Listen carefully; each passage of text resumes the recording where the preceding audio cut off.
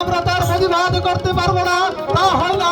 তুই এগিয়ে যাও রঘু, আমরা সেই ধরনের ঘটনা লুটো করে সবাই গরিব মানুষের কাছে ফিরিয়ে দেব। তোমার যুক্তি আর কিছুতেই মেনে পারবো না সর্দার।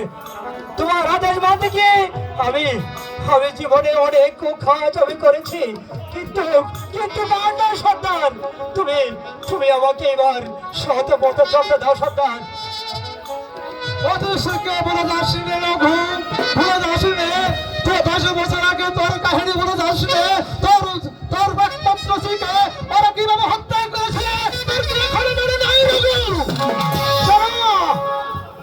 আর বলো না সর্দার, আমাকে তুমি আর পাগল করে তুলো না।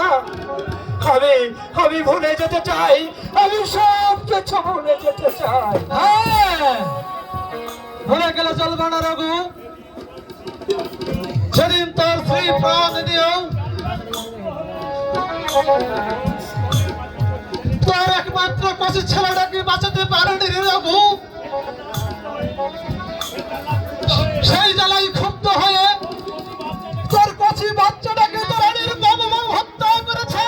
তুই এখানে বসে থাকিস না রঘু, তুই আমার প্রতিশোধ নে রঘু, প্রতিশোধ নে। হ্যাঁ হ্যাঁ সর্দার, আমি আমি আর সহজে পথে চলতে চাই না সর্দার।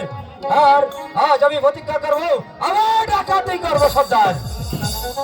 যারা আমার সন্তানকে আমার বুক থেকে, এই দুনিয়ার বুক থেকে চিরতরে বিদায় করে দিয়েছে, আমি তাদেরকেও সন্তানকে আমি দুনিয়ার বুক থেকে চিরতরে বিদায় করে দেব।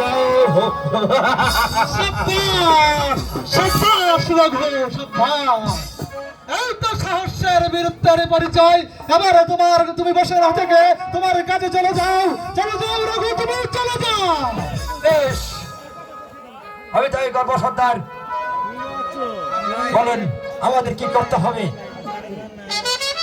শুনেছি আমাদের রাজা নকুল সেন